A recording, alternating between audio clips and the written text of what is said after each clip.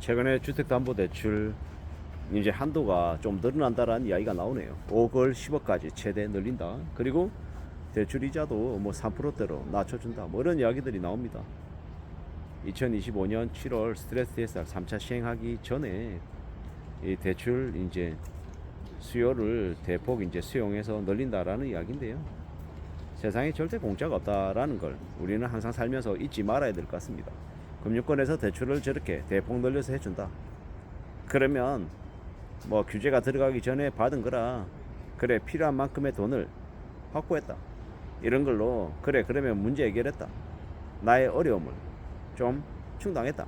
이렇게 얘기하고 그냥 끝내면 될까요? 아니면 좀 더 고민스러워 해야 될까요?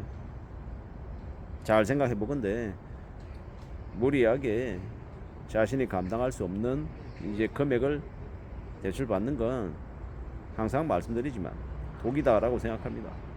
절대로 그게 약이 될 수 없다라는 겁니다.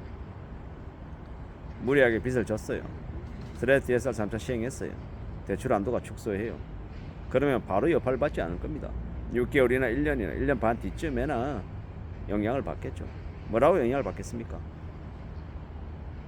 소득 수준 대비해서 아니면 가지고 있는 그 담보로 잡힌 이 부동산의 이제 평가 자산에 따라서 그런 것들 계산해서 대출 한도가 초과되면 그 금액만큼을 일시상환하라고 요구합니다.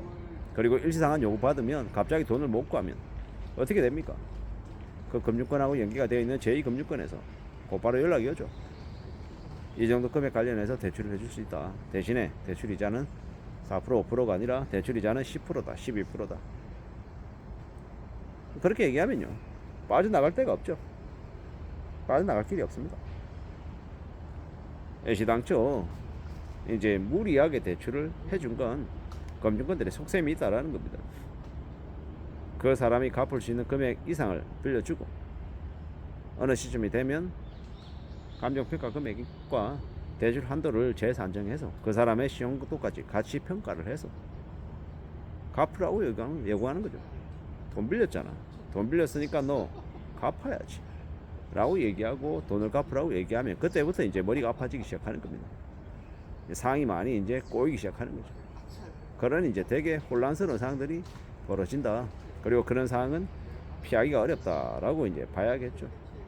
그런 우려스러운, 그런 염려스러운 상황이 벌어지는데 별거 아닌 것처럼 그냥 대출만 땡기면 괜찮다. 뭐 대출 이자 내면 되지 뭐. 그거 얼마나 부담한다고.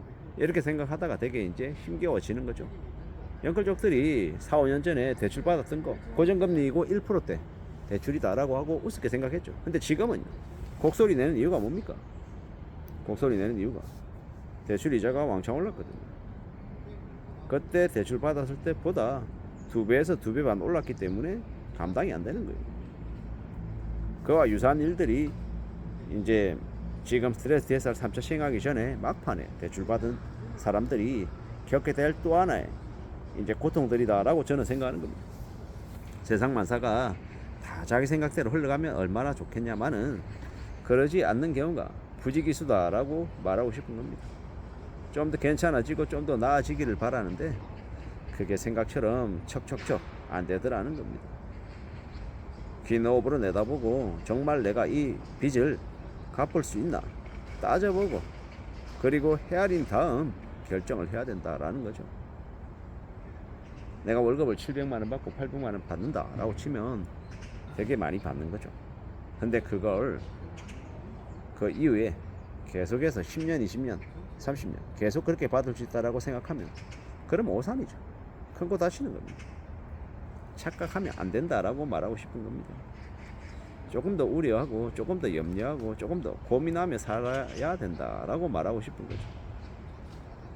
다들 자기 생각대로 자기 바람대로 흘러갈 거라고 예상하고 움직이겠지만 그러지 못하는 경우가 많더라는 겁니다. 어떻게 봐야 되겠습니까? 어떻게 따져봐야 되겠습니까?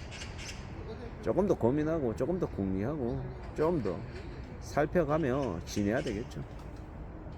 더 우려하고 더 염려하며 지내야 된다라고 보는 겁니다. 괜찮아야 되는데 좀 나아져야 되는데 그게 과연 그럴 수 있을까라는 고민이 드는 거죠. 생각이 드는 거죠. 더 두려워하고 더 염려하고 더 따져보며 지내야 될 것 같습니다. 그래야 되지 않겠나라고 요즘 와서 좀 많이 생각하는 겁니다. 사는 게 참 예사롭지 않게 흘러간다라는 생각이 많이 들고요. 정부에서 스트레스 DSR 3차 시행해서 대출한도 줄이고 가산금리 부과한다라는 게 무슨 의미일까요? 그만큼 부실이 심각해진다라는 이야기로 봐야 되는 거죠. 나도 다 알고 있다시피 지금 이제 대출 가계부채가 1930억 2천조를 이제 육박할 정도로 되게 우려스러운 상황에 이제 적신호가 지금 들어와 있다라고 봐야죠. 사람들은 못 느끼지만 무디어져서 그냥 그런가 보다라고 하지만 지금 대출 연체도 늘어나고 있고 감당 못하는 이제 빚 부담 때문에 고통스러워하는 사람들이 많죠.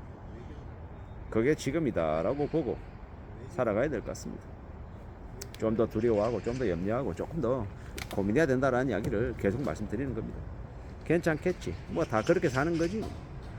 요즘에 빚이 없는 사람이 어디냐. 이렇게 말하는 걸 경계해야 된다라고 생각합니다. 빚이 절대로 빚이 될 수 없다라는 건 우리는 우리 스스로에게 자꾸 얘기하면서 강조하고 또 경각심을 갖게 해야죠. 그렇게 살아가야 그렇게 지내야 길이 열릴 것 같습니다. 세상에 많은 이제 어려움들, 고민들, 걱정들이 있지 않습니까? 그 중에서 제일 큰 걱정이 뭡니까?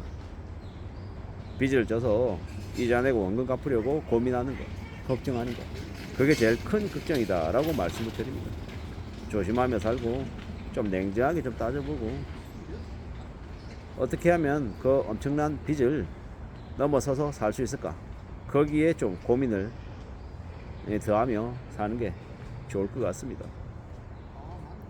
7월 스트레스 DSR 3차 시행하기 전에 빚을 왕창 내려고 만만하게 생각하는 사람들이 결국은 1년, 2년, 3년 뒤에 엄청난 후폭풍의 큰 고통 속에 살 수밖에 없다라는 것. 은행에는 내가 돈을 넣고 예금 이자 받는 혹은 신종자본증권 채권 사서 은행으로부터 고이자를 받는 그런 용도로 사용해야 되는 거지. 은행에 돈 빌리고 은행에 구신구신거리는 순간 은행의 호구가 된다. 은행에게 잡힌 물고기가 된다. 라는 이야기를 하고 싶습니다.